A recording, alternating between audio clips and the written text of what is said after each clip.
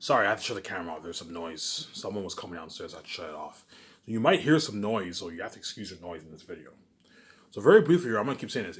If a big actor is in my movie, there's a good chance, I'm telling you right now, the agents are gonna try and get a piece of the, because they know 0.5% of my movie is a shitload of money. If you get 0.5, if those big actors got 0.5% of my movie, that's like for my movie because it'll make so much money.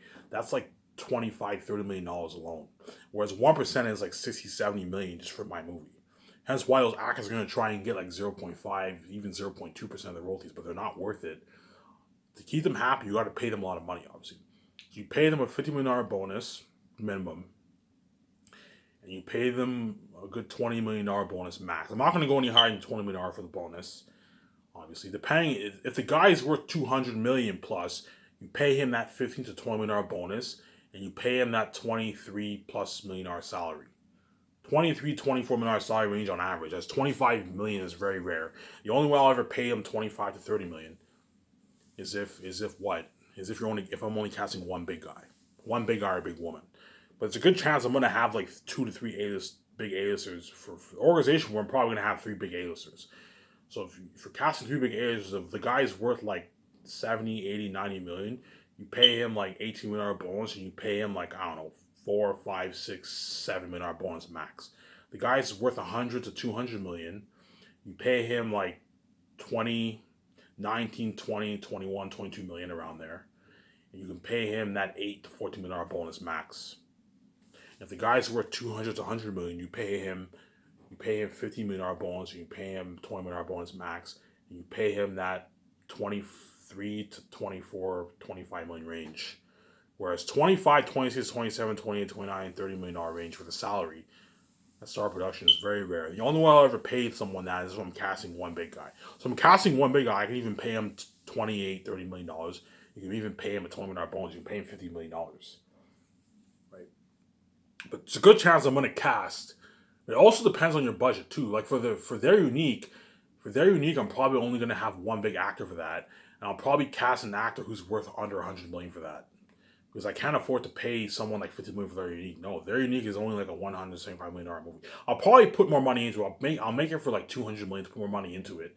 But that actor, I'll probably pay like 60.5 million and like a $4 million bonus, a $5 million bonus. I'll cast an actor who's worth under 100 million. That way, it's consistent with your payment structure, obviously. So for their unique, I'm not gonna cast an actor who's worth like 200 million plus or 100 million plus, because those guys are more expensive. I'm gonna cast the cheaper, bigger A-listers, the ones who are worth under.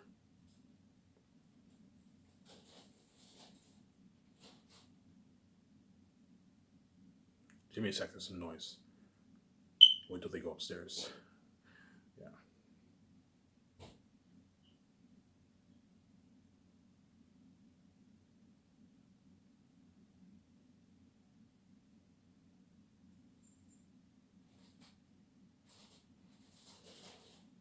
Yeah, you hear the noise? I'm waiting till they go upstairs. Give me a second. I'm gonna check to see if they're gone.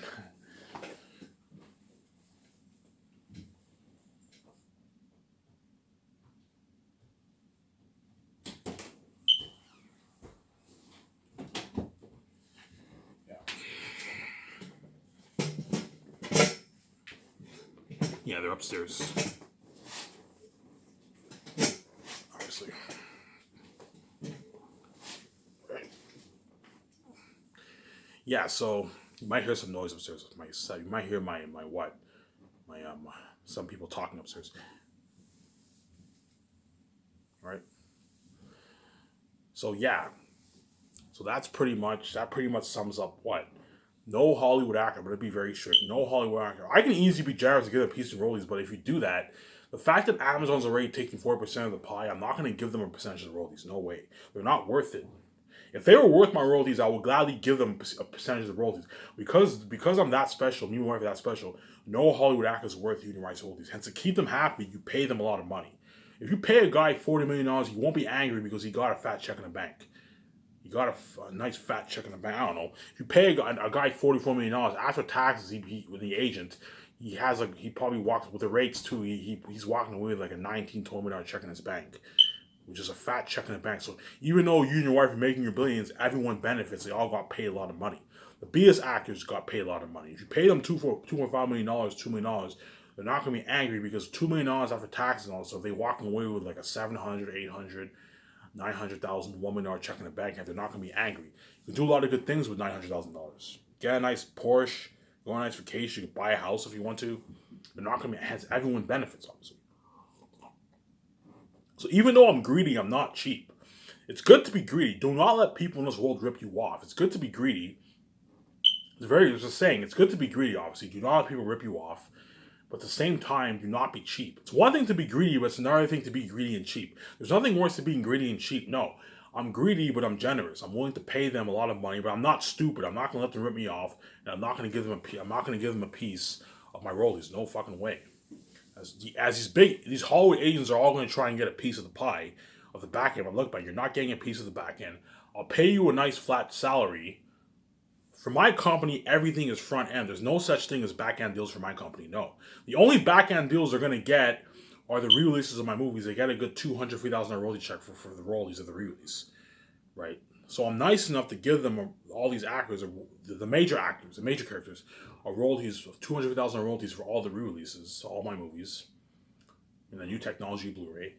And I'm also willing to give the minor actors a $50,000 royalty check for the re-releases, which is nice. As in Hollywood, they don't even do that. In most cases, the actors get a flat salary for the movie. They don't even get a piece of the DVD profits or DVD Blu-ray profits or anything like that. Whereas me, I'm willing to give you $250,000 royalty check, which is how much some people make for a major role. That's how much the actors in Lord of the Rings got for a major role. I'm willing to pay them I'm willing to pay them a nice fat royalty check for a re-release, which is nice. $2,000 is nice for a re-release. That's like $100,000 in your bank after your taxes and your agent. It's a nice deal, obviously. So I'm gonna keep saying this. No one is worth me and my wife's royalties. I'm gonna keep saying that. You have to let these actors know that, man. But even though I'm greedy, I'm very generous. I'm willing to fly. I'm willing to spoil them, have them fly my private jet, 2 beers in my jet.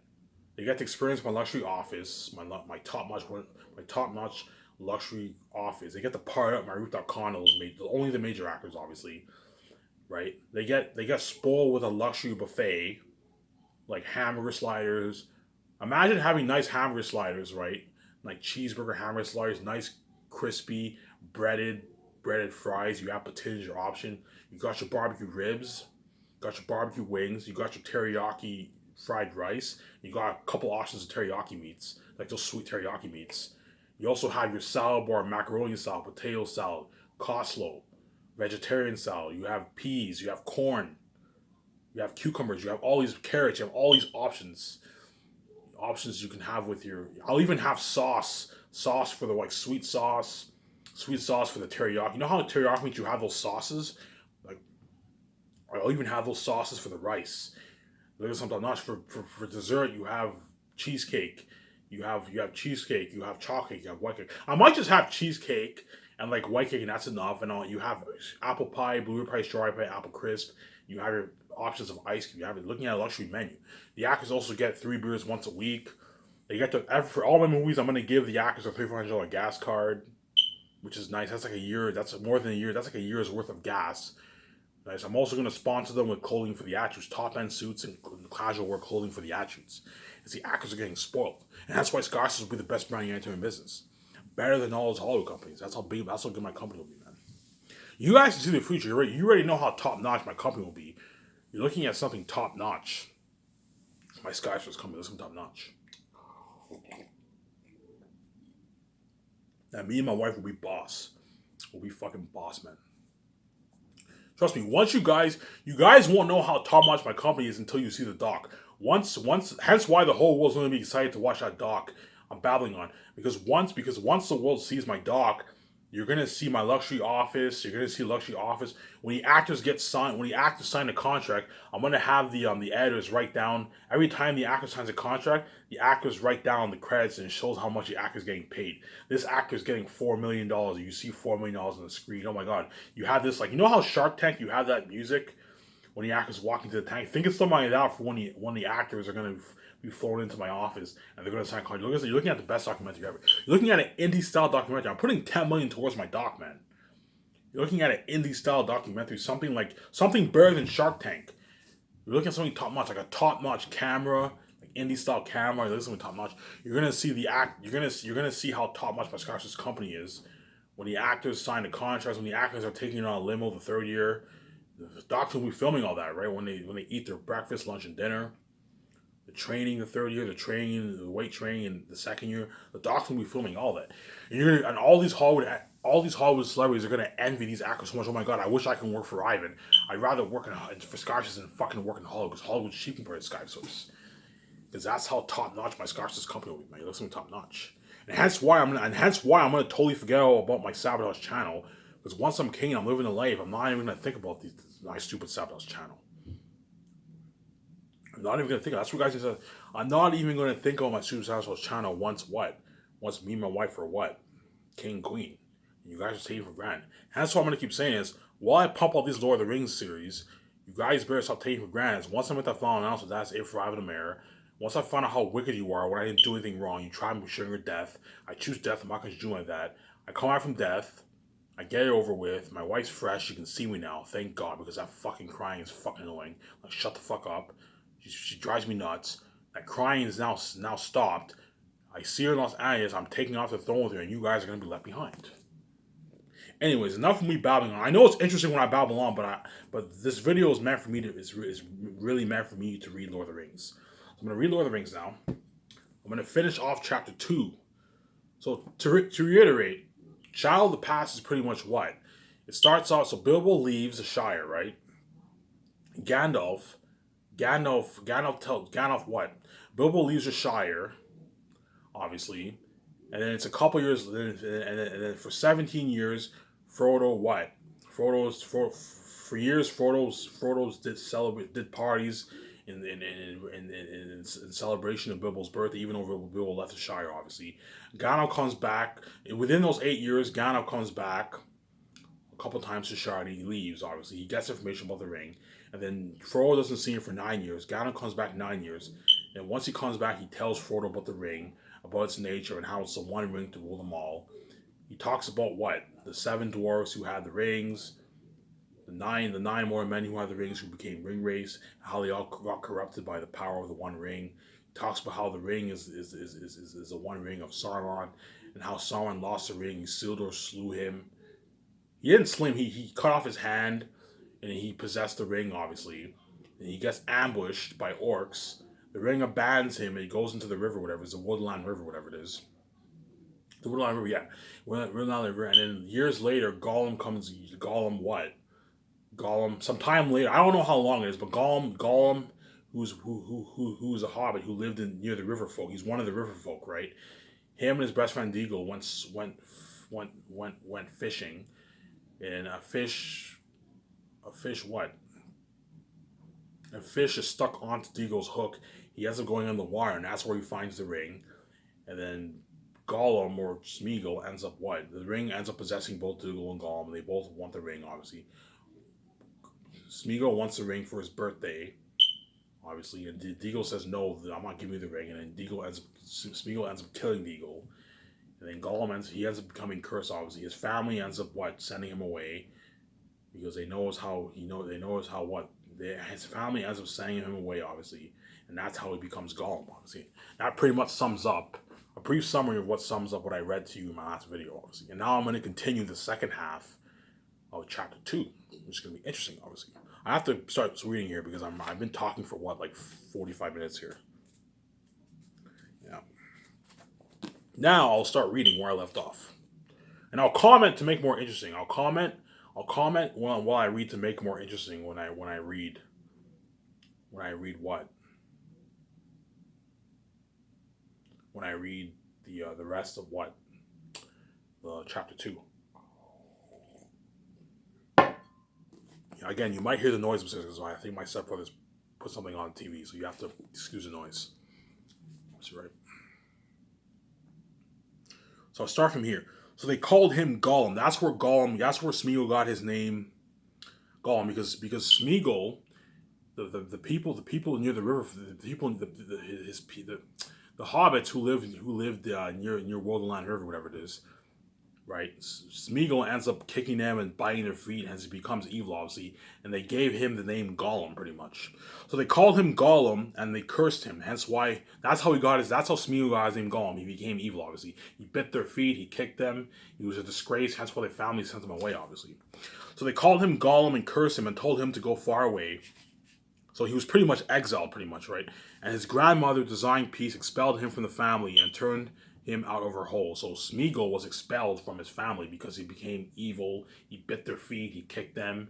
The ring was possessing him, hence they exiled him pretty much. They exiled him, whatever it is, and then he ends up what? Because in the movie it says Smeagol says they cursed us. The people who what Peter Jackson mentioned in the movie is that his family and friends, whatever it is, they cursed Smeagol, obviously, and then they gave him the name Gollum, obviously. Mother Designed Peace expelled him from the family and turned him out of her hole. He wandered in loneliness, weeping a little for a hardness of the world, and he journeyed up the river till he came to a stream that flowed down from the mountains, and he went that way. He caught fish in deep pools with invisible fingers and ate them raw. So once Smeagol became Gollum and the ring possessed him, obviously, and changed his features, he began to what? Eat raw meat and all stuff. Eat raw fish and all stuff, right? In the pools. He caught fish in deep pools with invisible fingers and ate them raw. One day it was very hot as he was bending over a pool and felt the burning on the back of his head and a dazzling light from the water painted his wet eyes. He wondered at it, for he had almost forgotten about the sun. Then for the last time he looked up and shook his fist at her.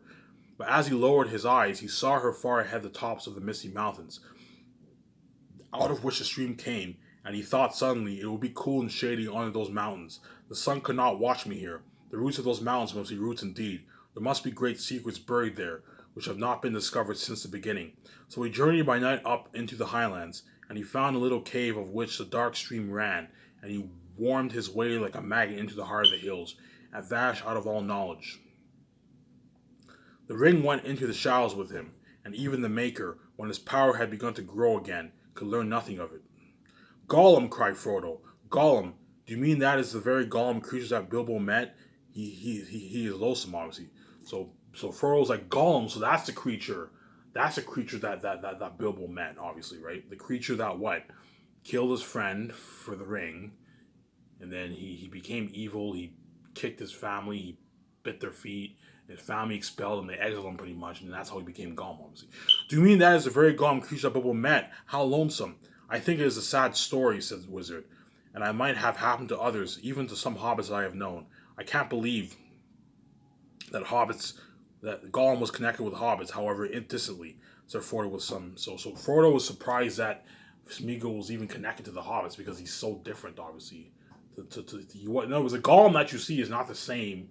It's not the same Smeagol that you saw, obviously, that you read about, obviously, in this passage, obviously, right? About their origins, at any rate, I know more about the hobbits themselves, and even Bilbo's story suggests a kinship. There was a great deal in the background of their minds and memories that was very similar.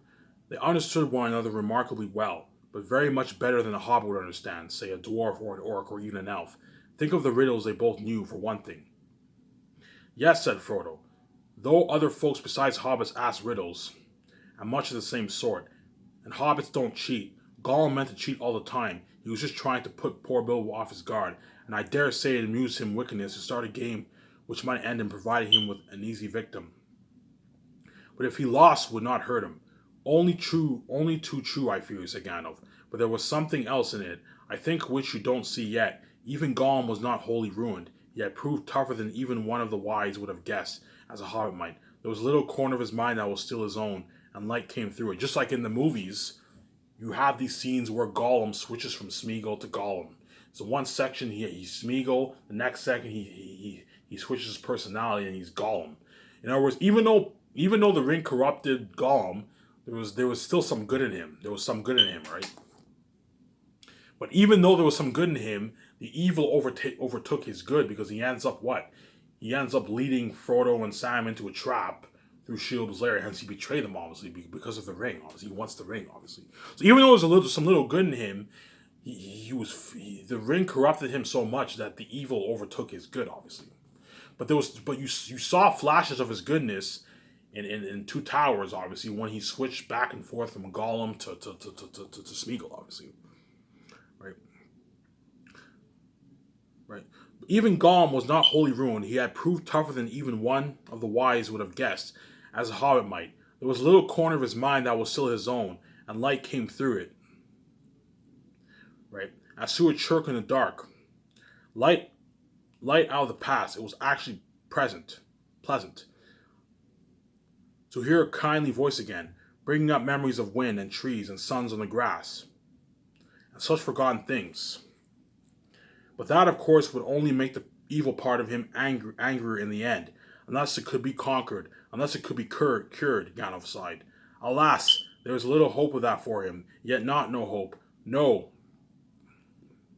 Not though he possessed the ring so long, almost as far back as he could remember, for it was long since he had worn it much in the black darkness. It was seldom needed. Certainly he had never faded. He is thin and tough still, but the thing was eating up his mind, of course, and the torment had become most unbearable. All the great secrets under the mountains had turned out to be just empty night. There was nothing more to find out, nothing worth doing, only nasty, fugitive eating and resentful remembering. He was altogether wretched. He hated the dark, and he halted life more. He hated everything, and the ring most of all. What do you mean? Said Frodo. Surely the ring was his precious, and the only thing he cared for. But if he hated it, why didn't he get rid of it, or go away and leave it? Yes, you ought to begin to understand. Frodo, after all you have heard, said Gandalf, he hated it and loved it, as he hated and loved himself. He could not get rid of it. He had no will left in the matter. A ring of power looks after itself, Frodo. It may slip off treacherously, but its keeper never abandons it. So the ring never abandons its keeper, obviously. No, the keeper never abandons the ring, but the ring can abandon the keeper as it abandoned Isildur, obviously. Right? At most, he plays with the idea of handing it on to someone else's care. And that only at an early age, when it first began to grip. But as far as I know Bilbo alone in the history has ever gone beyond playing. And he really done it. He needed all my help too, and even so he would never have just forsaken it, or cast it aside. It was not Gollum, Frodo, but the ring itself that decided things. The ring left him. What? Just in time to meet Bilbo, said Frodo. Wouldn't an orc have suited better? It is no laughing matter, said Gandalf. Not for you. It was the strangest event in the whole history of the ring, so far. Bilbo's arrival, just at the time, and putting his hand on blinding in the dark. There was more than one power at work, Frodo. The ring was trying to get back to its master, so the ring is trying to get back to its master. Just like in the movie, Gandalf says the ring is trying to get back to his master, obviously, which is Sauron. The ring. So even though the bearers bear the ring, the ring's main purpose is to get back to its master, obviously, which is Sauron, obviously, right?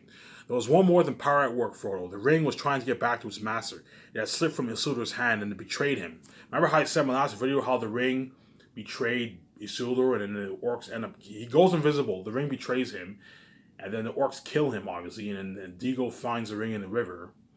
The ring betrayed Isildur, obviously. So the bearer cannot abandon the ring, but the ring can abandon the bearer, and the ring seeks its master, the ring wants to get back to his master, which is Sauron, obviously. Right? When a chance came, it caught right? There was more than one power at work, Frodo. The ring was trying to get back to its master. It had slipped from Isildur's hand and betrayed him. Then when a distance came, it caught poor Deagle, and he was murdered. And after that, Gollum, and it had devoured him. It made no further use of him. He was too small and mean. As long as it stayed with him, he would never have leave his deep pool again. So now when its master was awake once more and setting out his dark thought from workward, and abandoned Gollum only to be picked up by the most likely impersonal magical Bilbo from the Shire. So just like the ring abandoned Isildur, it also abandoned Gollum. And that's how Bilbo ended up finding the ring, obviously. Right. Behind that, there was something else at work, beyond any sign of the ring bearer. I can put it in no plainer than saying that Bilbo was meant to find the ring, and not by its maker. So Bilbo was meant to find the ring. And this is my theory. I personally believe that Bilbo wasn't meant to kill Gollum. I believe that the Gollum was meant to what? Gollum's own evil is what killed him. Because of Gollum's evil and possession of the ring, that's what killed him. Because Bilbo wasn't meant to kill Gollum, I believe. It's my theory.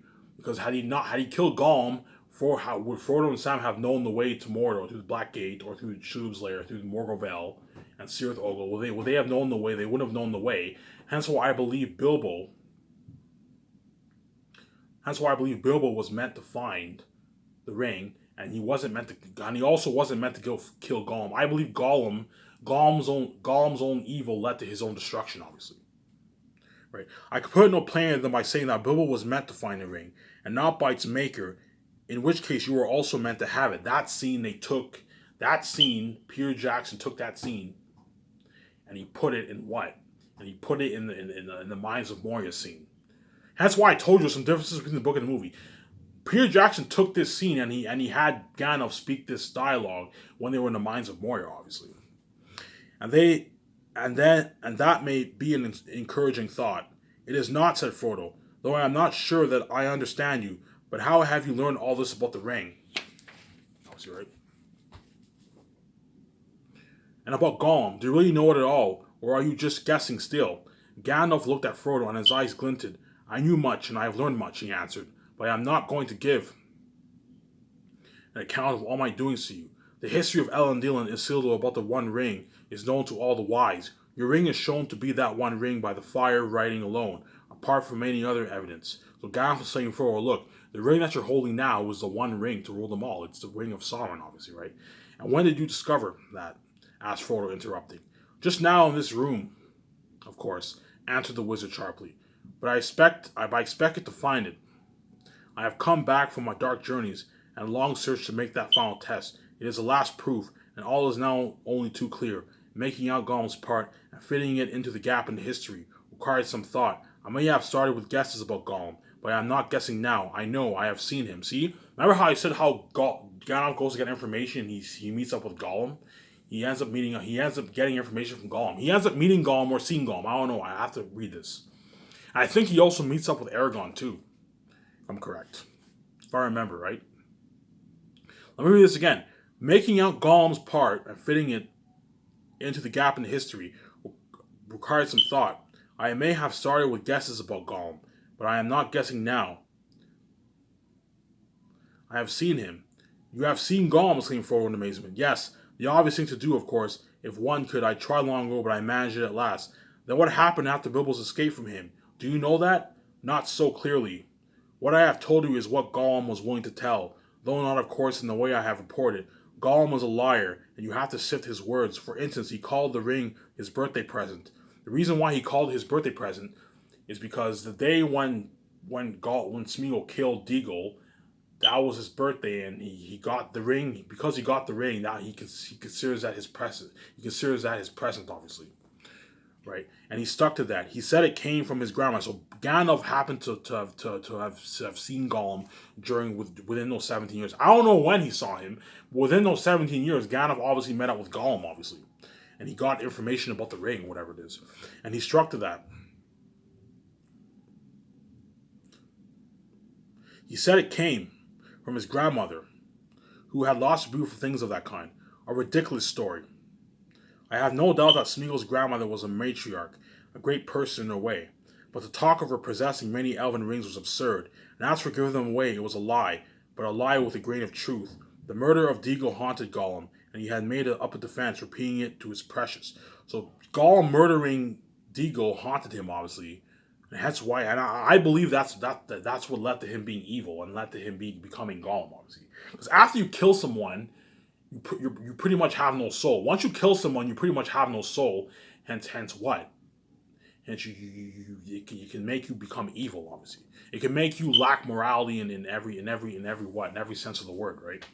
The murder of Deagol haunted him, and he had made up a defense, repeating it to his precious over and over again as he gnawed bones in the dark until he almost believed it was his birthday. Deagol ought to have given the ring to him. It had obviously turned up just as to be a present. It was his birthday present, and so on and on. I endured him, and as long as I could, but the truth was desperately important. And in the end, I had to be harsh. I put the fear of fire on him, and wrung the true story out of him, bit by bit, together with much sniveling and snarling. He thought he was misunderstood, and he ill-used.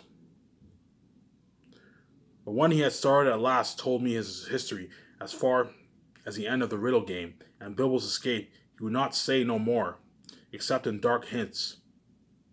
Some other fear was on him, greater than mine.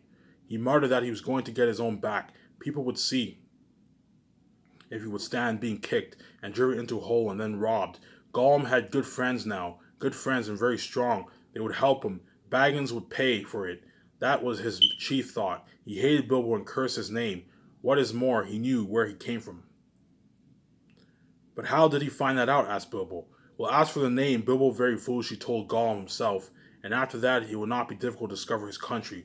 Once Gollum came out, oh yes, he came out, his longing for the ring proved stronger than his fear of the orcs, or even of the light. After a year or two, he left the mountains, you see. Though still bound by the desire of it, the ring was no longer devouring him. He began to revive a little. He felt old, terribly old, yet less mine, and he was morally hungry. Light of sun and moon he still feared and hated. And he always will. I think what he was cunning. He found that he could hide from daylight and moonshine, and make his way swiftly and softly by dead of night with his pale, cold eyes, and catch small frightened or unwary things. He grew stronger and bolder with new food and new hair. He found his way into Mirkwood as one would expect. Is that where you found him? Asked Frodo. I saw him there. So Gandalf saw Gollum at Mirkwood, right? Answered Gandalf. But before that, he could wander far, following Bibbles' trail. It was difficult to learn anything from him for certain, for his talk was constantly interrupted by curses and threats. What had it got in its pockets he said. Sean Campbell here.